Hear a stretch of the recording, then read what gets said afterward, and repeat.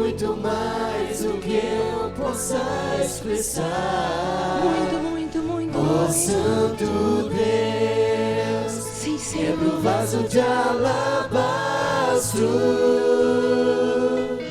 Sobre a Deus que sabe me maravilhar.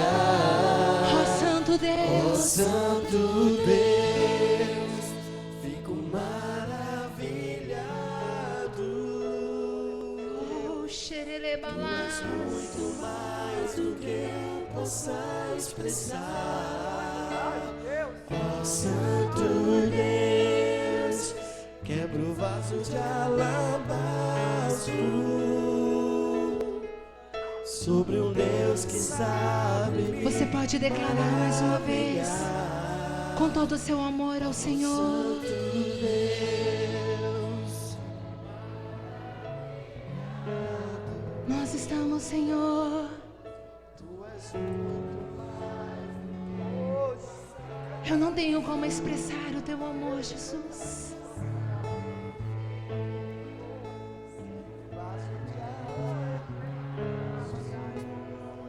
Sobre ti. Sobre um Deus que sabe me Você pode dar melhor ao Senhor. As vozes declaram. Santo Deus, fico maravilhado.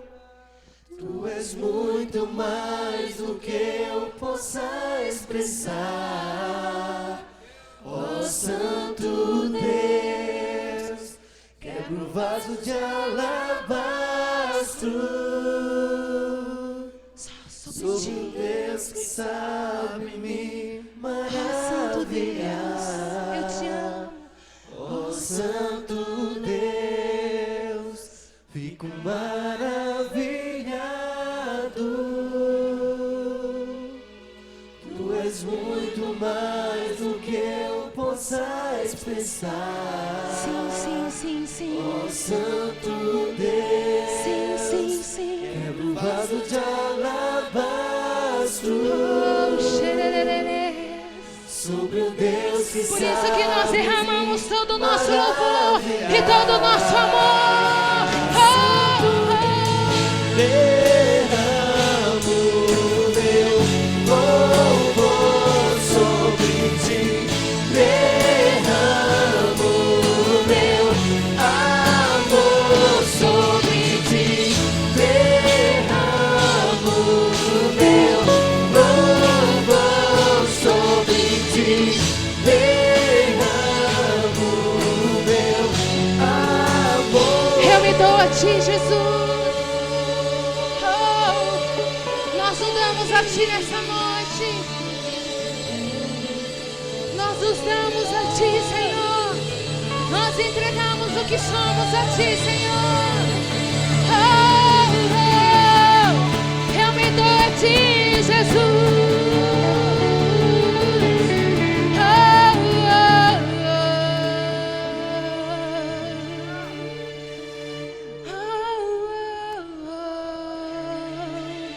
Eu me dou a ti.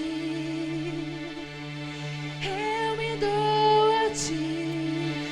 Nós usamos a ti, Senhor. Sim, Senhor. Jesus, eu me dou a ti, eu me dou a ti, Somente a ti. eu me dou a ti, Jesus, Jesus,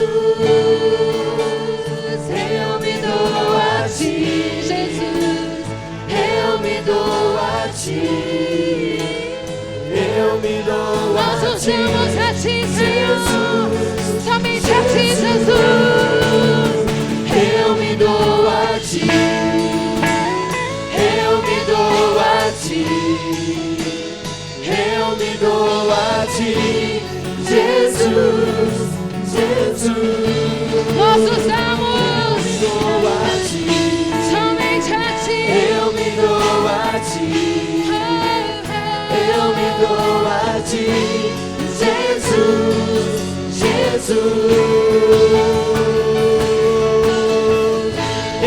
Derramo meu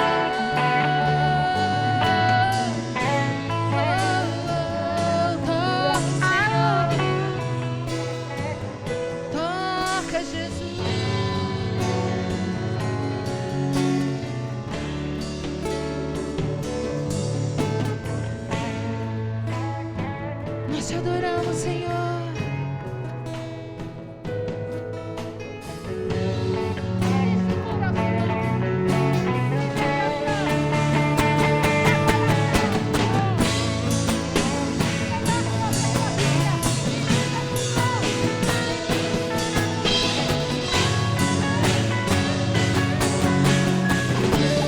Louve ao Senhor.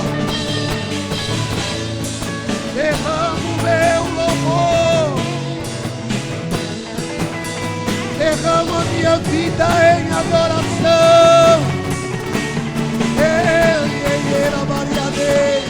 Derramo meu louvor sobre ti. derramo meu Amor sobre ti. derramo meu Louvor sobre ti. derramo meu Amor oh sobre yeah, ti. yeah, yeah. Derramo meu louvor sobre ti. Derramo meu amor. aleluia. Oh yeah, dalabashou. Orientere malabayana shurikandai. Orienta narabashei dalai. Nós te bendizemos.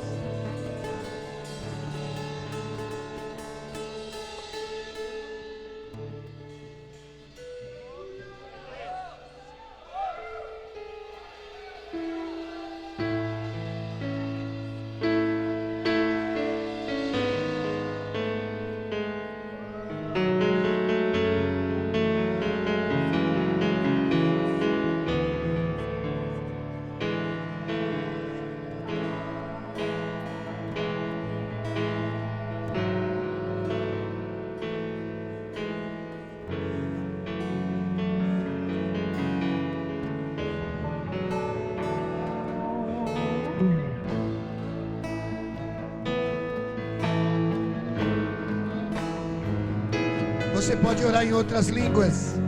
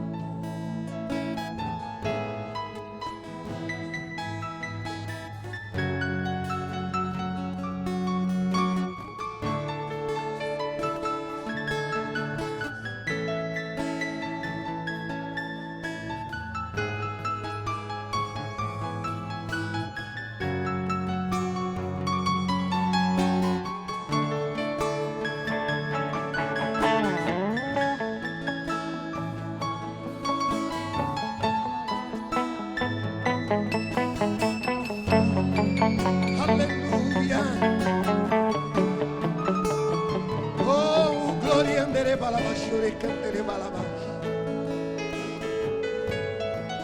Aleluia, Jesus. Aplaude ao Senhor, que Ele é digno de glória e honra.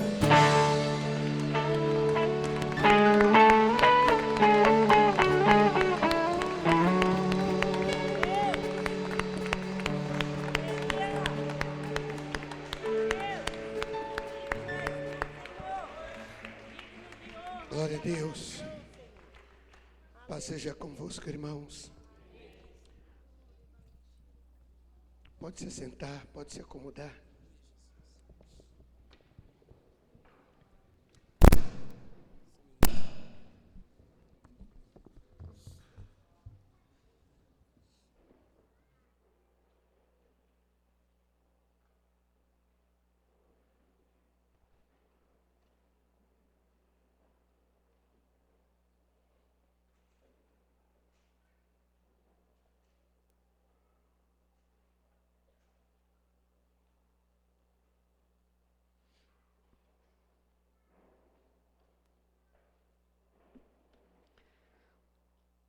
Estão todos bem? Graças a Deus. Um pouco de frio, né, irmãos? Eu queria que você abrisse a sua Bíblia.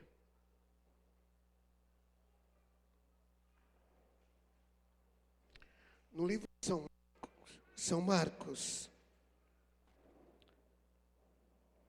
capítulo 14.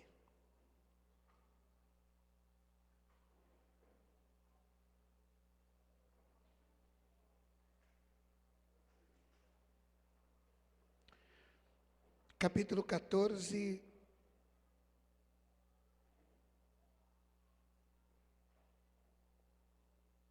versículo 3.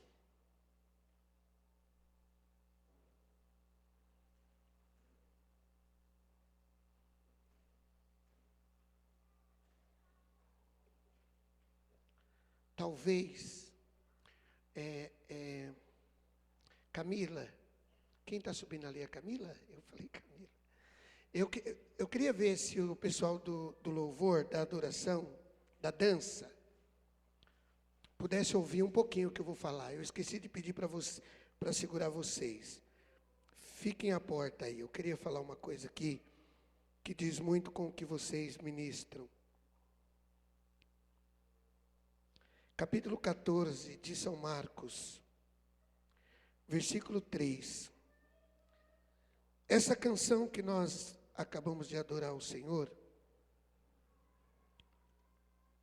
talvez é uma canção de que expressa muito o momento da adoração nos nossos dias. E no capítulo 14 de São Marcos, no versículo 3 em diante, narra esse acontecimento. Diz assim, ó: estando ele, Jesus, em Betânia, reclinado à mesa em casa de Simão, o leproso, veio uma mulher trazendo um vaso de alabastro com perfume de nardo puro, de muito preço.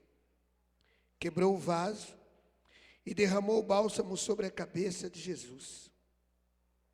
Alguns dos presentes indignaram e diziam uns aos outros: para que se faz esse desperdício de bálsamo? Este perfume podia ser vendido por mais de 300 denários, ser dado aos pobres. E murmuravam com ela. Jesus, porém, disse: deixai-a. Por que a aborreceis? Ela praticou boa obra para comigo. Sempre tendes os pobres convosco, e quando quiserdes podeis fazer-lhes bem, mas a mim nem sempre me tendes. Ela fez o que pôde, antecipou-se a ungir o meu corpo para a sepultura. Em verdade vos digo que em todo mundo onde este evangelho for pregado, o que ela fez também será contado para a sua memória. Então Judas Iscariote, um dos 12, enfim, só até o versículo 9 mesmo. O que nós vemos aqui? Nessa canção nós falamos: derramamos o nosso louvor e o nosso amor sobre ti. Nós falamos: Senhor, eu quebro o vaso de alabastro. Sem medo, pode dizer para o irmão que está do seu lado: quebrar um vaso de alabastro tem preço. É muito bonito na letra, quebrar um vaso de alabastro. Mas quebrar um vaso de alabastro custam 2 ou mais recursos.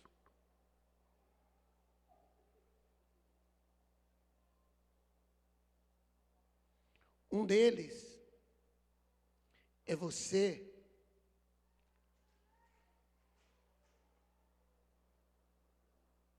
investir daquilo que é teu para o reino. Outra coisa é você abrir mão de todo e qualquer orgulho, medo ou temor, e se enfiar no meio dos homens, das pessoas que possam te criticar e oferecer o teu melhor. Sabe o que Jesus disse? Cabe essa tradução aqui, Miro. Esta mulher deu o seu melhor. Jesus falou aqui, versículo 8. Essa mulher deu o seu melhor. Por que está escrito isso, irmãos? Porque está dizendo que ela fez o quê? Pôde. Ela deu o seu melhor. Ela deu o seu melhor e se antecipou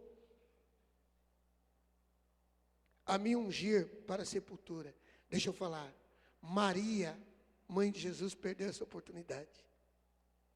Muitas pessoas quiseram, no dia da morte do Senhor Jesus, ungí-lo para o seu sepultamento. Se você observar, quando Maria chegou para ungir Jesus, já era domingo de manhã e o corpo não estava lá.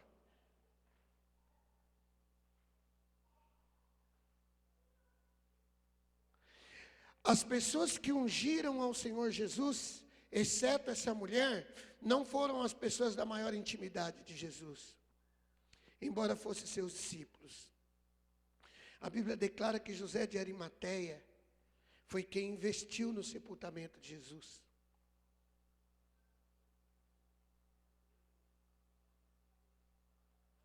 Essa mulher foi a única que se anteviu, ou que anteviu, não se, mas que ela anteviu, profeticamente, o momento de Jesus e chegou para adorar. Então, na adoração, há da parte de Deus uma perspectiva a nosso respeito de uma visão que nós temos do seu reino, da sua obra. Não é só chegar a cantar, louvar e entrar dentro do carro e cair fora. Há uma expectativa. Eu gostaria que você visse esse texto pela ótica de Jesus, não pela ótica da mulher. Pela ótica de Jesus. Jesus falou, não incomode essa mulher aí não. Ela está com visão de reino, ela está fazendo a coisa certa, ela investiu, ela preparou a sua vida para isso. Esse é o momento dela, é a oportunidade dela. Provavelmente essa mulher estivesse quebrando protocolos. E um detalhe, irmãos, observa que o versículo declara que essa mulher, olha aqui, o versículo diz que ela derramou sobre a cabeça de Jesus. Se você comparar isso com o Salmo de número 23, quando você unge um convidado com o melhor unguento da casa, a Bíblia não declara o poder financeiro daquela mulher, mas 300 denários é mais ou menos, medido por baixo, 3 vezes 5, 15. Quanto que dá?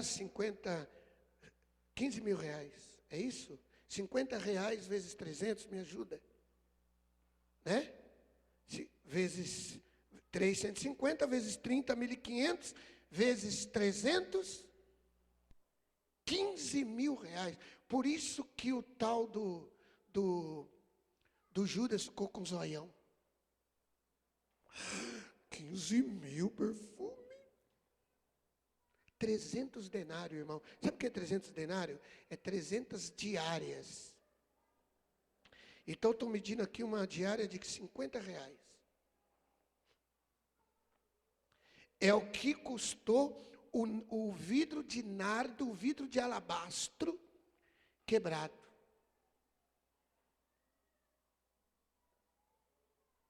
Quem ficou maravilhado ali foi Judas, né? Ficou escandalizado.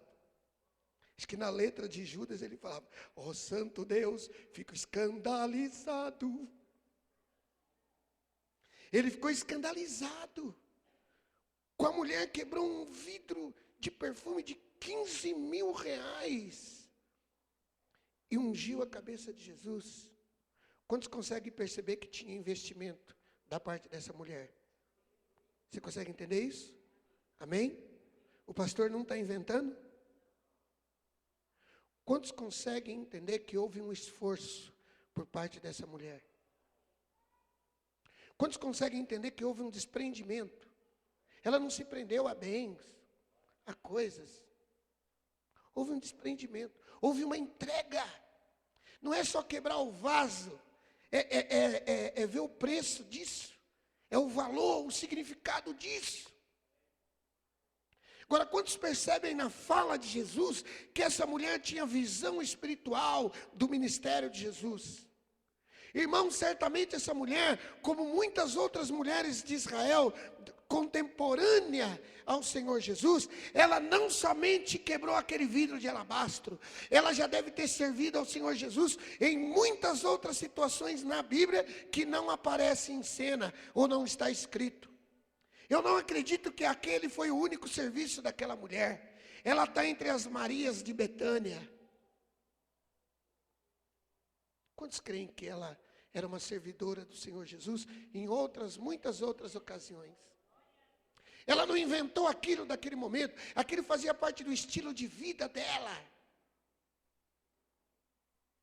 Ela se preparou espiritualmente. Ela foi percebendo vamos colocar assim, o processo do ministério de Jesus, a saga do ministério de Jesus, a história. A gente percebe até por causa que a mídia faz isso, as revistas fazem isso. Então hoje é o capítulo 30 da novela tal. Aí você vê o fulano falando assim, hoje ciclano vai morrer.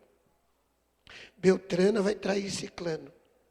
O pessoal conhece a saga da novela e não conhece a saga de Jesus. Não conhece a saga do reino. Não fala, agora Jesus está querendo fazer isso. Aquela mulher sabia, fala, essa é a semana da morte de Jesus. É a minha chance. Como que ela percebeu isso? Como que ela sentiu isso? Ela tinha vivência. Ela assistia a novela de Jesus.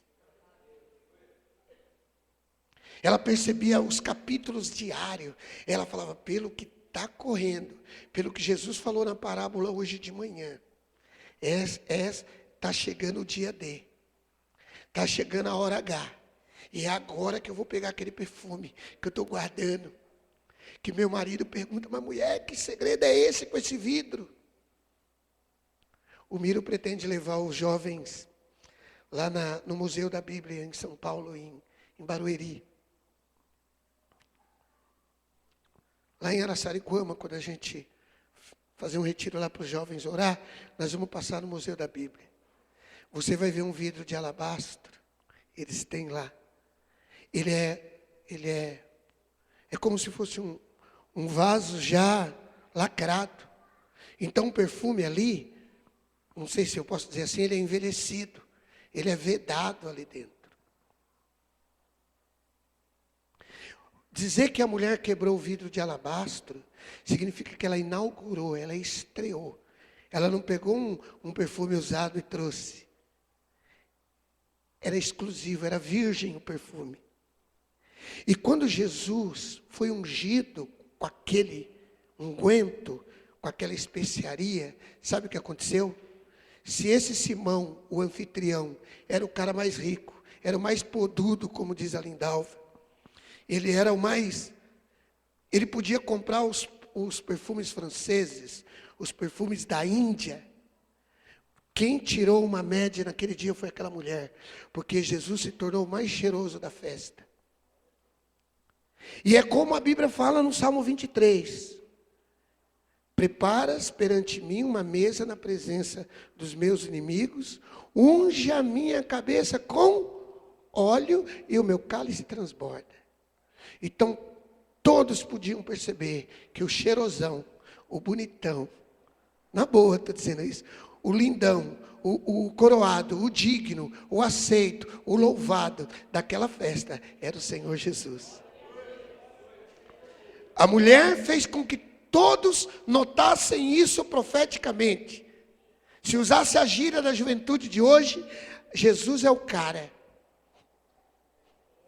Porque aquela unção foi para isso. E o diabo tentou se levantar contra a adoração. O diabo tentou se levantar contra aquele movimento que exaltaria o Senhor Jesus. Satanás cresceu o zóio.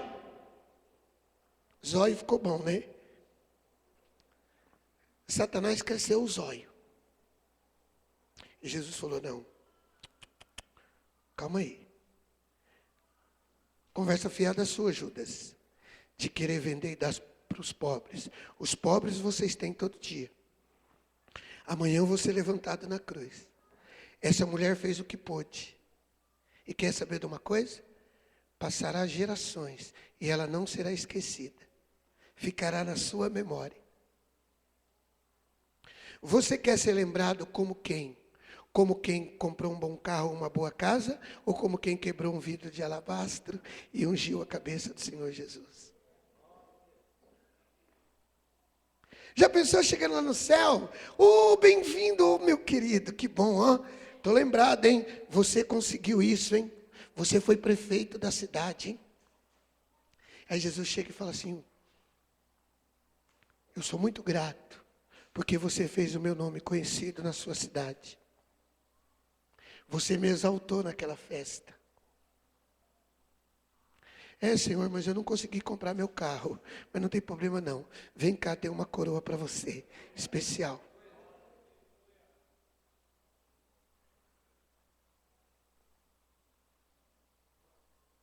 Entende, irmãos? Quando nós cantarmos de novo essa canção, que ela tenha muito mais sentido do que ela já tem para você. e você falar assim: Senhor Jesus, eu quero me esforçar. E eu quero derramar o meu amor sobre ti. Eu não tenho um vidro de alabastro aqui, eu não preparei, mas eu vou derramar o meu amor sobre ti. Eu vou derramar o meu louvor sobre ti. Eu quero expressar aqui o que é a minha vida diária. Eu sabia do capítulo de hoje da novela do Senhor. Eu sabia que hoje o Senhor ia sentar-se na mesa de Simão. E eu não perdi a oportunidade de vir glorificar o teu nome. E de te preparar para o maior evento de todos os tempos da terra que todo homem quisesse realizar. Irmão, tem um escritor de teologia chamado Meyer Pirman. Ele fala assim, ó: o maior evento que o Filho de Deus fez na terra foi o de ter subido na cruz e morrido por nós. Essa mulher participou desse evento. Ela endossou esse evento. Porque Jesus não seria ungido da maneira que foi. Jesus não considerou uma unção, e a palavra é essa: ungir, unguento, unção, é tudo a mesma, raiz, vem do mesmo radical. Jesus não entendeu aquela unção somente como uma unção de exaltação. Jesus entendeu como uma unção de revelação. Jesus entendeu como uma unção profética. E Jesus entendeu como uma unção que autenticaria a sua morte, o seu sepultamento e a sua ressurreição. Quantos não desejaram? Eu vejo Maria correndo de madrugada, 6 horas da manhã, de domingo, cheio dos vidrinhos. Vamos imaginar assim? Maria cheia dos frascos, correndo para o sepulcro de Jesus. Eu vou ungir Jesus. Chega lá, já foi. Ele ressurgiu. O que você está procurando aí, mulher? Eu vim buscar o Messias. Perdeu. Você não ungiu ele quinta-feira? Você não estava na casa de Simão? Perdeu. Já foi.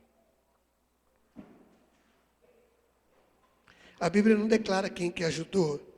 De repente eu posso estar até exagerando. A Bíblia não declara quem ajudou José de Arimateia. Mas pela ansiedade de Maria, provavelmente ela perdeu essa oportunidade. Mesmo porque José de Arimateia tirou Jesus da cruz em cima da hora. Mal dava tempo de sepultá-lo. Jesus não foi velado. Porque ele morreu na hora nona. É isso? Hora nona, 15 horas. 18 horas entrava o sábado judaico.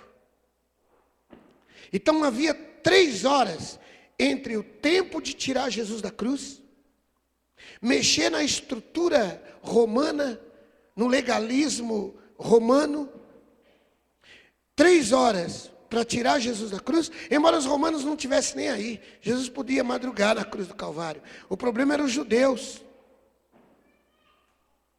Mas havia uma inscrição posta lá, autorizada por Pôncio Pilatos, satirizada pelos judeus. Gozação: Jesus Nazareno, o rei dos judeus. Que piada. Era isso que falava lá. Olha o rei deles. Olha o que virou, só o pó. Está moído lá na cruz, ralado, acabado. Ele era ungido. Ele era ungido. Ele já tinha sido recebido, coroado. Do qual a Bíblia declara que ele está sentado à destra do Deus Pai Todo-Poderoso. Quantos entendem? Nós estamos concluindo o momento da adoração, Porque nós vamos entregar nossa oferta agora ao Senhor. É isso que você precisa entender.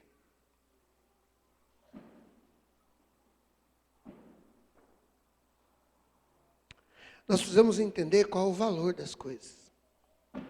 Quanto vale? Na verdade, é quanto custa. Qual o preço? Preço não é uma expressão, necessariamente uma expressão numérica.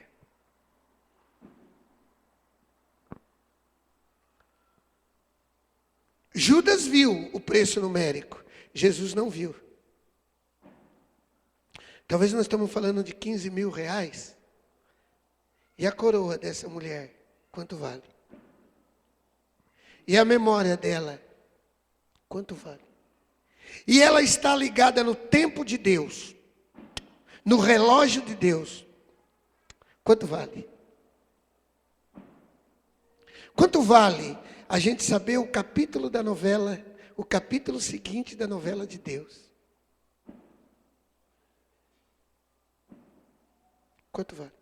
Quanto custa essa percepção? Esse entendimento, essa noção, essa ligação. Em outra palavra, Jesus quis dizer, essa mulher está ligada. Ela está antenada no que está acontecendo. Se você observar essa passagem bíblica, ela está dentro de uma corrente ministerial de Jesus.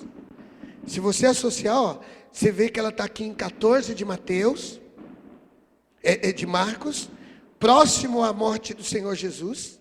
Ela está em 26 de Mateus, próximo à morte do Senhor Jesus. Ela está em 22 de Lucas, próximo à morte do Senhor Jesus. Depois desse episódio aqui, vem a Páscoa, a ceia do Senhor. E vem a prisão, o Getsêmani, a morte. Na hora H. Quantos estão entendendo? Na hora H.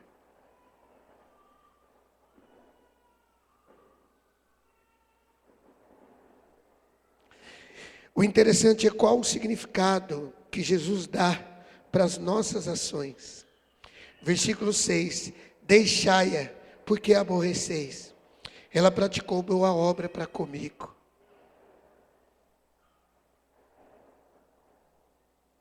Sempre tendes os pobres convosco, e quando quiserdes poder fazer-lhes bem, mas a mim nem sempre tendes.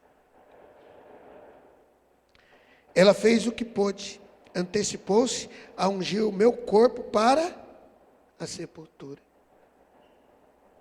Em verdade vos digo que em todo o mundo, onde esse evangelho foi pregado, o que ela fez também será contado em sua memória.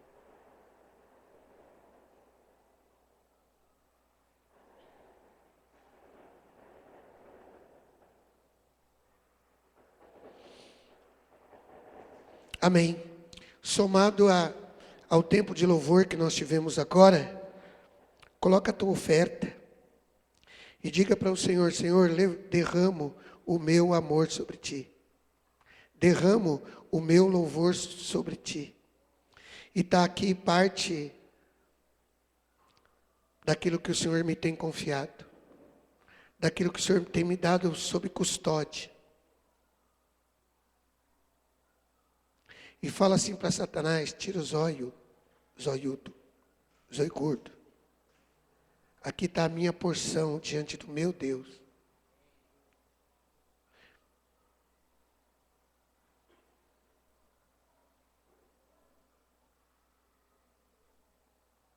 Senhor, eu quero oferecer a Ti o meu cântico.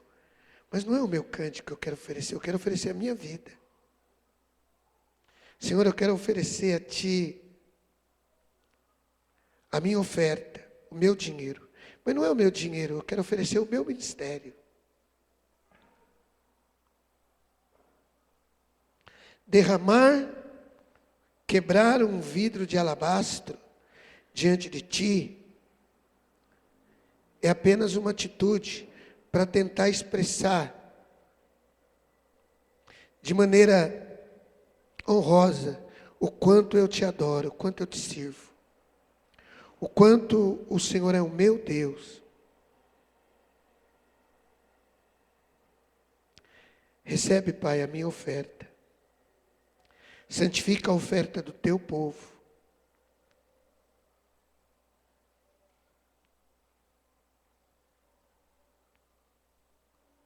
Em nome do Senhor Jesus. Recebe a nossa adoração. Recebe a nossa oferta em nome de Jesus, o teu Filho. Santifica para a tua glória. Que nunca a minha oferta financeira possa antecipar a oferta do meu coração.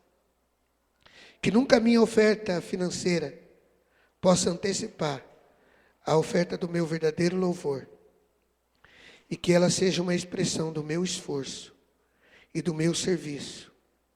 E para ti, possa ter expressão de nós estamos fazendo aquilo que podemos e nos antecipamos na saga do teu reino. Em nome de Jesus. Pode trazer a sua oferta.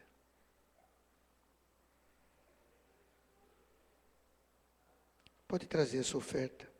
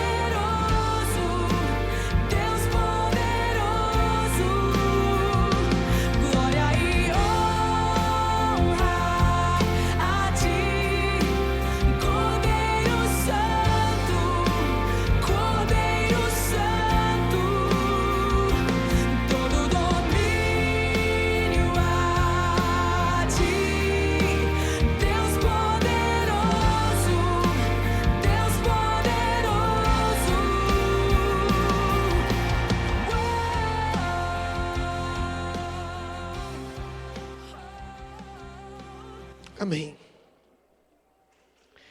Embora nós acabamos de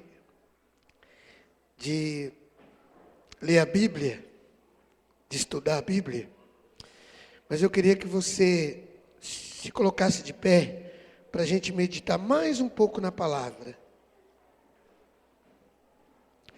Mas antes da gente ler o texto bíblico, tem à sua direita e à sua esquerda, atrás de você, e talvez à sua frente, né? Tem pelo menos eu à tua frente. Um amado irmão do qual você podia dar um abraço nele, e dar uma saudação para ele, e dizer para ele que foi bom que ele veio.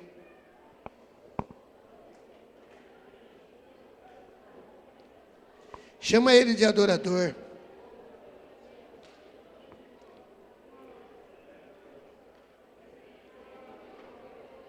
Se você é nosso visitante, receba aí o nosso abraço, o nosso carinho.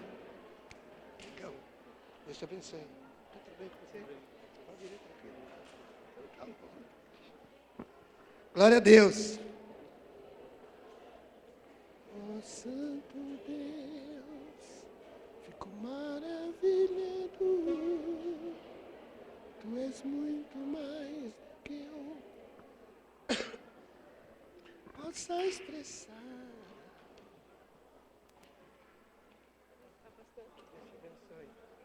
Você é um adorador. Quebra todos os vasos de alabastro. Amém. Amém.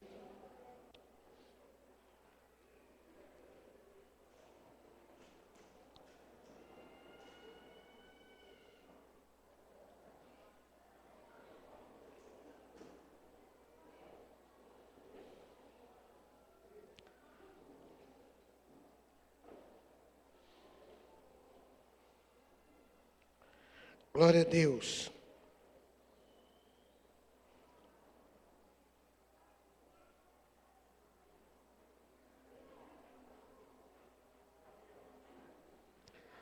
Primeiro Pedro, capítulo 5.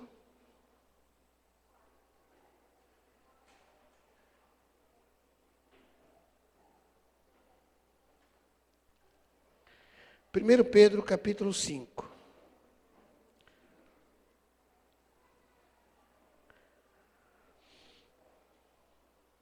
Versículo 7.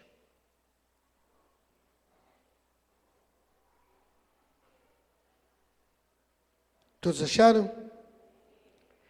Diz assim: lançai sobre ele toda a vossa ansiedade, porque ele tem cuidado de vós. Lançai sobre ele toda a vossa ansiedade, porque ele tem cuidado de vós. Fecha os seus olhos diante do Senhor. Pai bendito e santo,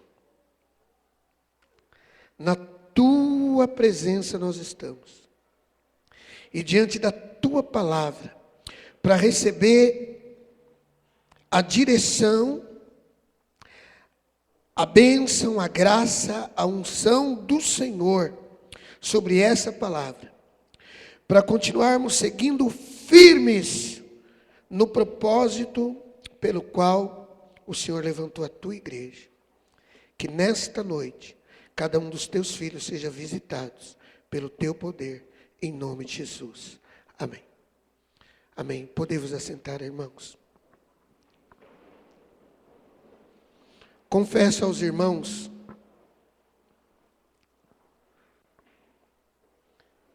que no primeiro momento que eu comecei a receber essa palavra aqui,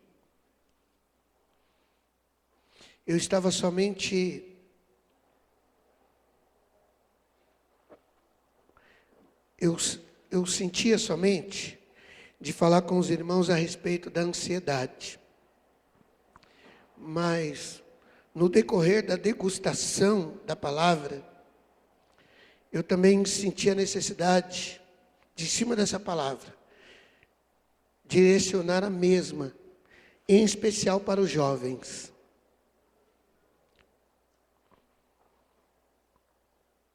Numa das minhas aulas na faculdade, nesse semestre, das aulas que eu recebi, que eu fui ministrado, eu descobri uma coisa, eu ouvi uma fala da psicologia que eu achei interessante. Irmãos, muito pouco da psicologia pode ser aplicado na igreja.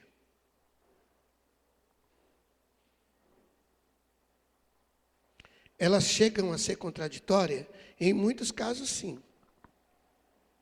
Mas também existe muito mito na igreja que é desmascarado dentro da psicologia, em alguns aspectos.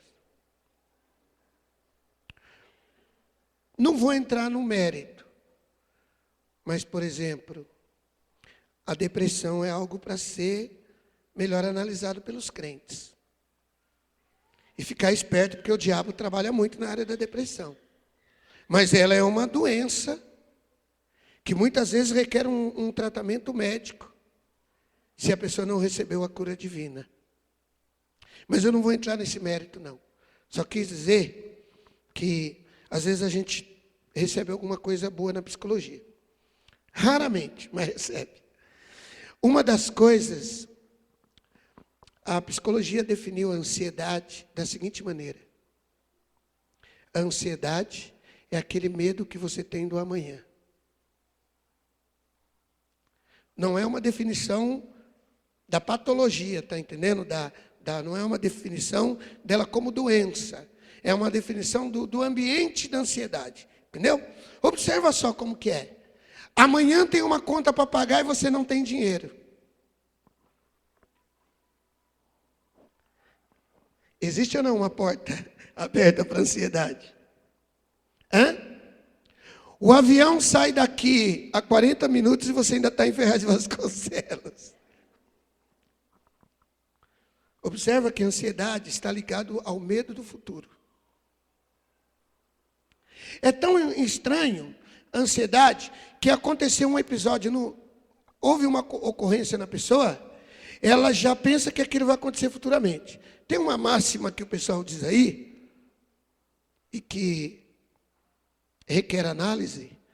Dizem que Como é que é? Um raio não cai duas vezes no mesmo lugar. Não é assim que fala? Quantos já ouviram essa frase? Mas por que uma pessoa, quando ela sofre um assalto, a primeira coisa que ela pensa é mudar daquele lugar? Como se daqui meia hora o assalto fosse ser repetido, né? No mesmo formato. Não é assim que pensa?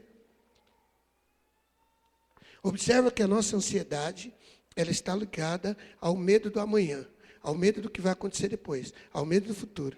É uma das principais portas para a instalação da ansiedade. Você não fica ansioso com o que passou, você fica ansioso com o que espera.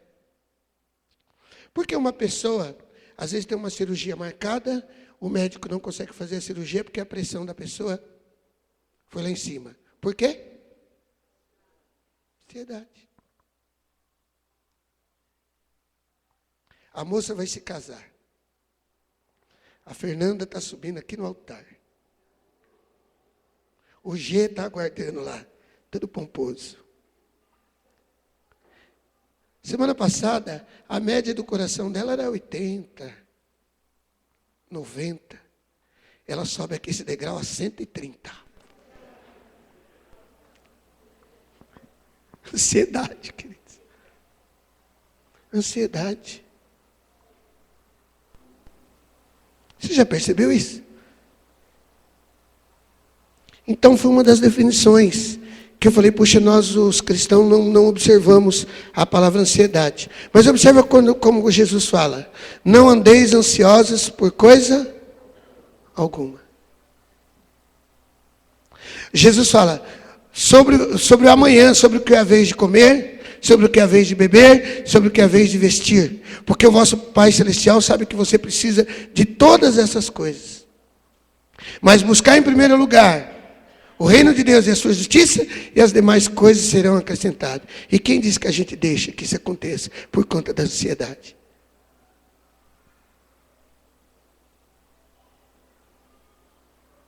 Lancemos sobre Deus toda a nossa ansiedade, porque Ele tem cuidado de nós. Mas o que me intrigou, quando eu falei assim, eu quero compartilhar com os jovens, é que eu comecei a falar, Senhor, mas por que esse texto está aqui dentro? Por que não está no Sermão da Montanha? Por que não está num relatório bíblico, onde Deus está dando uma série de ensinamentos? Por que esse versículo veio cair aqui? Né? O texto do lancemos sobre Deus a nossa ansiedade, está em Filipenses. São dois textos. Um que eu falei é de Mateus 6,33. É isso? 6,33? Me ajuda. Porque esse eu não tinha considerado, mas é isso mesmo. É Mateus 6. Talvez os irmãos queiram anotar. Mateus 6.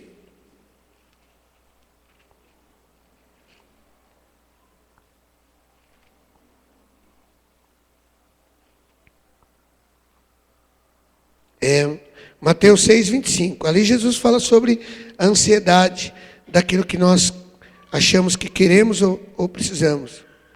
No versículo 34, Jesus fala assim, ó, portanto não andeis ansiosos pelo dia pois o amanhã se preocupará consigo mesmo. Basta para cada dia seu mal. Puxa, pisei na bola, né? Devia ter jogado esse versículo na hora, na sala de aula, né? Olha, Jesus mesmo está dizendo aqui, ó. Portanto, não andeis ansiosos pelo dia amanhã. Só os psicólogos que sabiam que a ansiedade é o medo da manhã. Jesus não sabia. Jesus está dizendo aqui, ó. Não andeis ansiosos pelo dia de amanhã. O outro é Filipenses 4. Vamos ver se é Filipenses 4.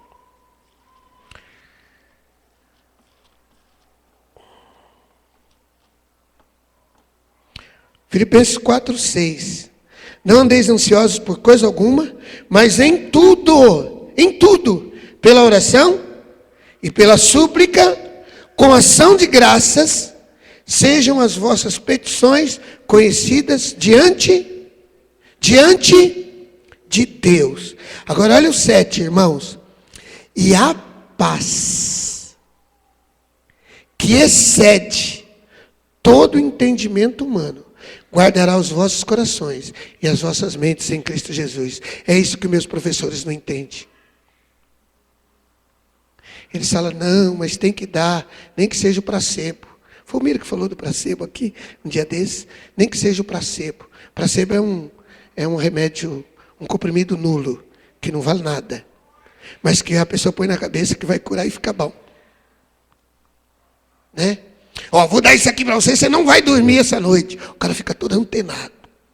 No outro dia, doutor, o que o senhor me deu? Te deu uma rodela de giz. Deu uma rodela de giz e o cara ficou doidão. Noite toda. Isso é placebo. Não, tem que fazer um tratamento. 50 sessões de psicologia. O cara vai ficar bom, a ansiedade vai passar. Tudo bem que ele vai ficar duro, mas vai ficar bom. Tudo bem que o dinheiro não vai dar, mas ele vai ficar bom. Ele vai adquirir uma outra ansiedade. Agora, para cobrir a conta no banco. Mas vai ficar bom. Não é verdade. Jesus está dizendo assim, ó. Lancemos sobre... antes sejam diante de Deus conhecida as suas necessidades com oração e súplica. E olha só. E a paz que excede todo entendimento humano. A paz que Freud não pode explicar. A paz que nenhum psicólogo, nenhum psicanalista pode explicar. Essa paz vem de Deus. Ela que excede, vai acima de todo entendimento humano. É ela que guardará os vossos corações. Mas irmão, não era para você estar arrebentando, mas fala, mas eu pus diante de Deus. Se eu pus diante de Deus, não é mais problema meu, é dele. Às vezes nós entregamos uma coisa diante de Deus e vamos toda hora bisbilhotar lá. E aí, Senhor, o que deu aí? Ué, lancemos sobre Deus. Lançado está. É dele. O meu coração está na tua mão. O coração do rei está na mão de Deus. Senhor, eu lancei diante de ti. E eu não posso ficar ansioso porque eu creio na tua palavra. Já pensou, irmãos? A Bíblia fala da angústia que Jesus teve no Getsêmani. Onde Jesus achou lugar na angústia, com a palavra de novo os psicólogos. Onde Jesus achou lugar na angústia, para falar assim, Pai, contudo seja feita a sua vontade. Hoje em dia os psiquiatras mandavam internar Jesus naquela situação. Fala, interna ele que ele não está bem. Ele está com bipolaridade. Uma hora ele quer morrer, outra hora ele quer viver.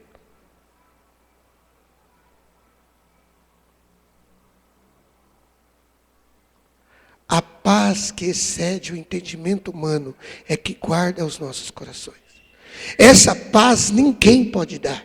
Nenhum conselheiro pode dar. Só o Espírito Santo de Deus. Essa paz só Deus pode dar. Eu gosto de chamar a atenção para os irmãos. Sempre que vocês virem a palavra paz na Bíblia, leia com muito cuidado. Agora eu estou falando de paz mesmo, de paz espiritual. É porque a Bíblia tem uma outra paz que confunde os crentes. Paz também é aquele estado em que o crente pecador se reconcilia com Deus.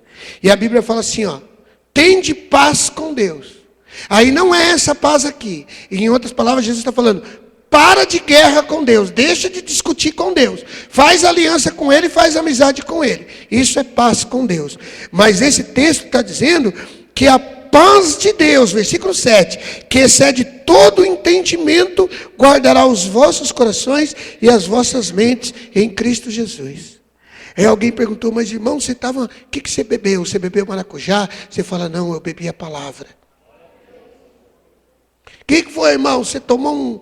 Não, eu tomei um chá de esperança. Um chá de convicção. Um chá de promessa da palavra de Deus. O que você bebeu? Acabei de beber um chá de Jeremias. Tomei um suco de Salmos. O que foi aí, irmão? Eu fiz uma terapia da promessa. Jeremias passou por isso. Entenda, irmão, eu não estou aqui satirizando ou ironizando aquilo que é patológico, que é enfermidade de fato. Nós sabemos. Senão não estava na faculdade estudando psicologia. E eu quero dizer que antes de eu fazer o curso de psicologia na faculdade, eu fiz o curso de libertação na Neuza Tioca. E eu sei do que eu estou falando.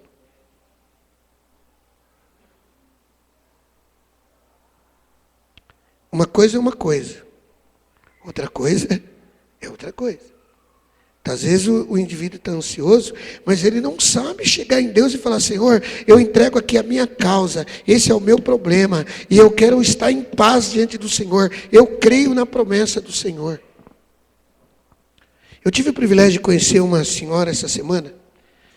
Hoje minha cunhada não está aqui, a Lenilda, eu não estou vendo a Lenilda, está aí? Não está, né? Enfim.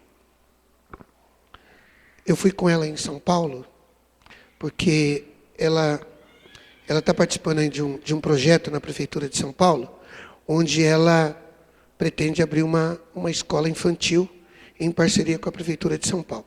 Já está quase tudo encaminhado. Ela falou: pastor, vamos lá comigo, para o senhor ver a casa que eu estou tentando alugar.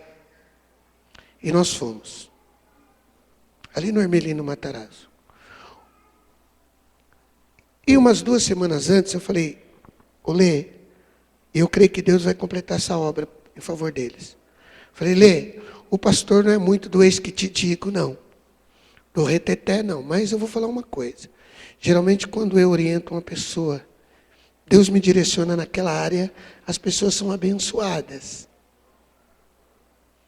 E eu falo: vai por esse caminho. Ele vai, geralmente a porta abre para ele.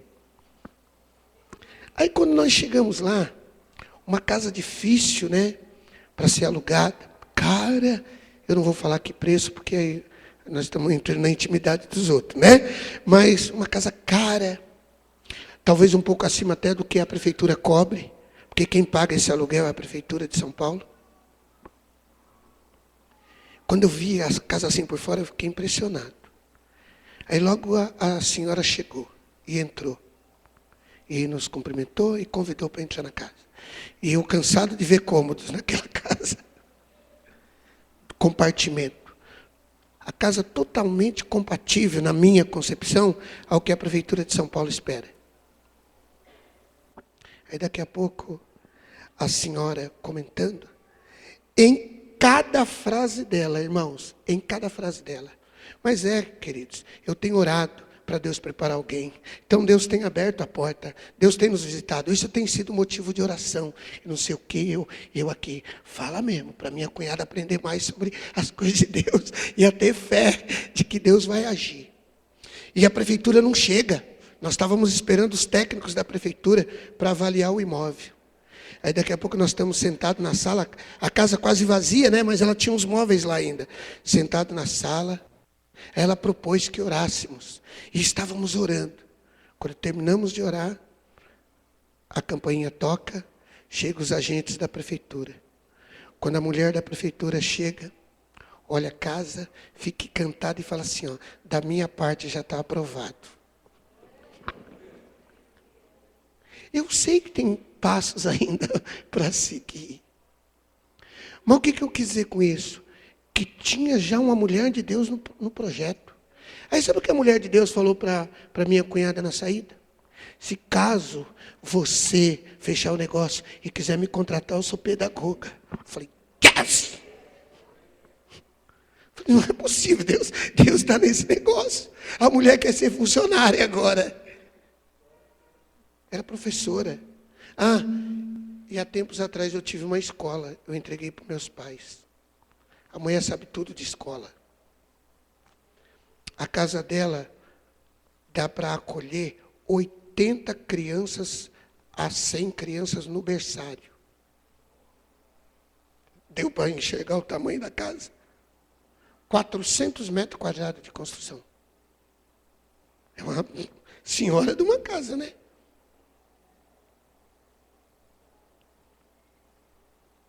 Irmãos, na nossa linguagem, o crente não constrói nada que que encaminha ele nas coisas de Deus, ele anda ansioso.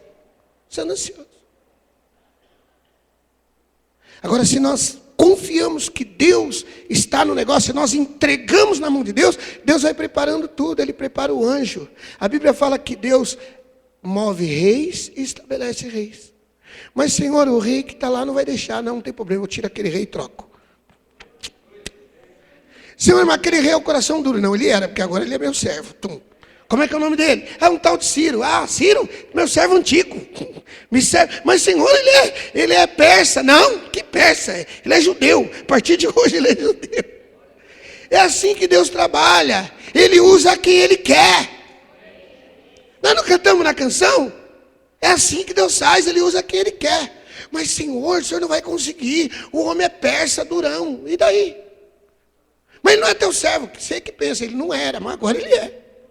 Mas se ele é durão, não, eu faço ele comer bicho, ele fica facinho. Mas o nome dele é Dario, não tem problema. Mas o Senhor é Ataxerxes, é Nabucodonosor, é tudo meu servo esses caras aí. Ah, Senhor, mas o delegado lá é duro. Quem delegado duro? Ele é meu. Não, Senhor, ele é incrédulo, ele é até macumbeiro, não tem problema. Eu uso a vida dele. Vai baixar o santo de Deus na vida dele. É, querido, é Deus que usa, é Ele que faz, é Ele que move. Às vezes nós andamos ansiosos porque nós esquecemos das promessas a nosso respeito. Não é verdade? E a gente vê a barreira e fala, ih, não vai dar aquele cara. Ué, aí Deus muda. Né? Eu gosto muito daquele texto de 45 de Isaías. A Bíblia fala, meu servo Ciro. É teu servo, ele escravizou o povo de Israel. Não, mas agora virou meu servo, porque eu vou mudar tudo e é ele que vai fazer. Aí o Ananias, não, gente, como que eu estou falando? O Neemias chega lá, o rei fala, ih, o cara está com a cara de suicida, ele vai morrer e vai me matar também. Foi logo que o rei pensou, o Neemias, que cara feia é essa? O que está acontecendo com tu? Quer morrer, é? Ele falou, não. Ele era baiano, o Ananias. O Neemias. Não, meu rei. Não, meu rei, imagina o meu povo lá em Israel. Os muros estão derrubados, as portas estão queimadas. E meus irmãos estão sofrendo muito lá. Ok, o que você quer que eu faça? Aí Neemias, como não era bocudo nem nada, ele falou, dá um tempo que eu vou orar. Ah, ele ainda tirou uma onda com o rei. Falou, não vou falar com você agora não. Primeiro eu vou orar. Aí acho que Neemias falou, Deus, o que aconteceu com o rei? O homem ficou maluco. Será que não é cilada? Ele está me oferecendo ajuda logística. O que eu peço para ele? Ele me surpreendeu, eu não sabia o que dizer. Aí o Espírito Santo, Neemias volta lá e fala assim, sabe o que é, rei? Eu preciso de umas boas férias. O rei falou, beleza, está dado. Não, mas eu preciso de uns caminhão de madeira. O rei falou, não, também é seu. Não, mas o rei, os outros reis das outras divisas não vão deixar eu passar. Não, mas eu te mando uns soldados, eu te mando um batalhão. Senhor, mas será que o pessoal tem habilidade para mexer com pedra, mexer com madeira? Não, mas os artífices eu também te dou. E eu te dou uma carta aí, que você vai passando no meio dos reis, vai entregando as cartas para eles e o caminho vai ficando livre para você. Glória a Deus.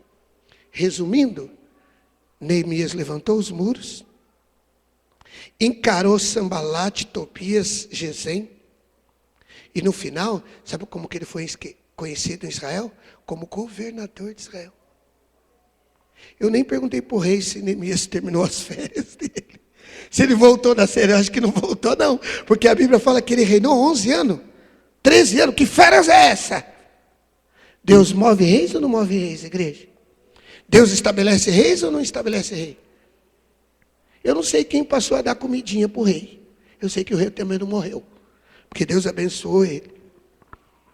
Mas quem dava papinha para o rei era Neemias. E o rei ficou tremendo de medo. Acho que o cara quer morrer. Não, eu quero ser usado por Deus. Eu quero ser um instrumento de Deus.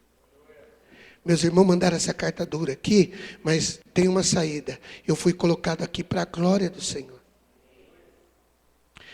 caso de Esther, de Radassa, de Mardoqueu, ou se a sua Bíblia disser Mordecai, de Mordecai, vê lá. Chegou uma hora que Mordecai falou assim para Esther. Ele falou assim, eu não sei. Eu sei de uma coisa. Deus pode nos livrar. Agora, se você não fizer nada, a sua família vai rodar. Em outras palavras.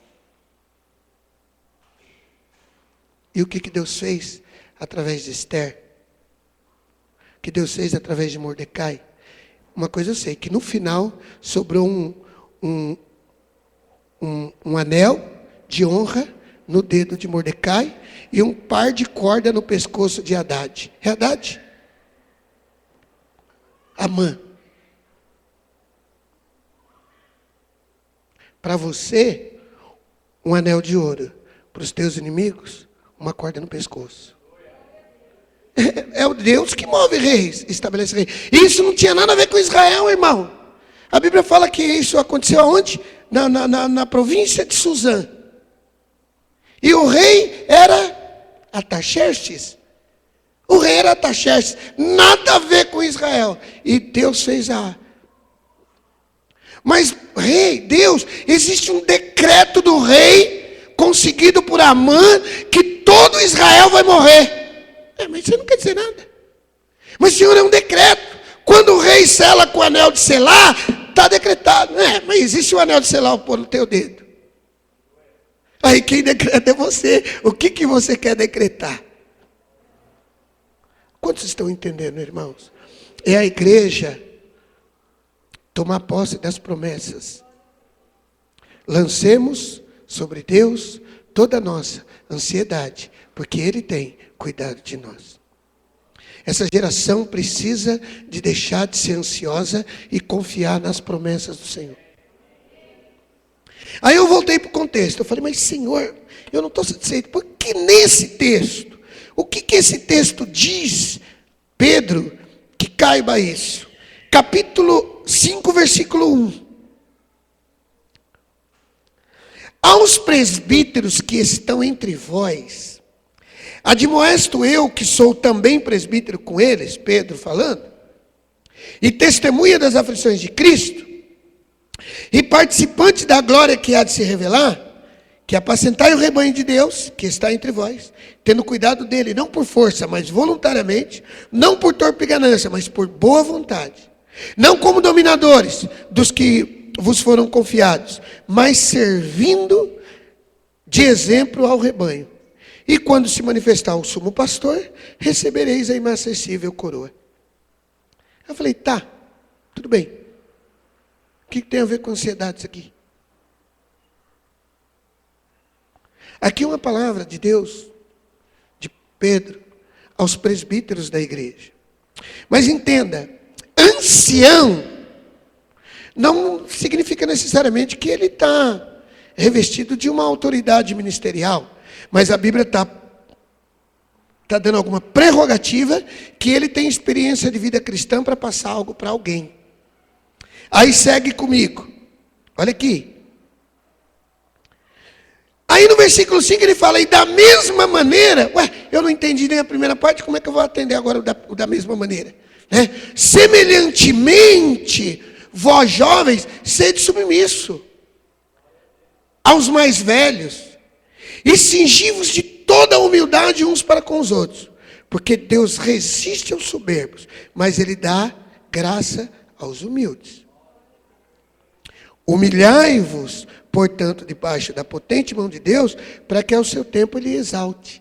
Aí foi que eu comecei a falar, os jovens estavam desprezando a pegada dos anciãos, e estavam deixando de ser humilde. Paulo chama eles para a obediência, Paulo chama eles para humildade, e para que eles esperassem que Deus ia exaltá-los, e eles tirar toda a ansiedade, porque o jovem é mais ansioso do futuro do que o velho, porque o velho que fez, o que não fez, não faz mais. Eu estou com 70 anos de idade e estou pensando em planejar o meu futuro. Não dá mais para planejar o futuro. Dá para viver o presente. Planejar o futuro é para os jovens. Humilhai-vos perante a potente mão de Deus, e Ele a seu tempo vos exaltará. Aí lança sobre Ele a sua ansiedade, porque Ele tem cuidado de vós. Irmãos, eu mesmo sou o primeiro a pegar no pé da juventude para estudar, para isso, para aquilo. Mas será que você não está movido de uma ansiedade e você está deixando de cumprir o propósito pelo qual Deus te chamou? Você fica ansioso e não faz a obra. Humilha-se perante a mão de Deus e Ele te exalta ao tempo dEle. Fica na presença dEle, lança perante Ele a sua ansiedade. Você é jovem, você tem gás, então você vai estudar. Tá bom? Você vai estudar. Você vai trabalhar? Precisa trabalhar? Tá. O que você faz da meia-noite às 6?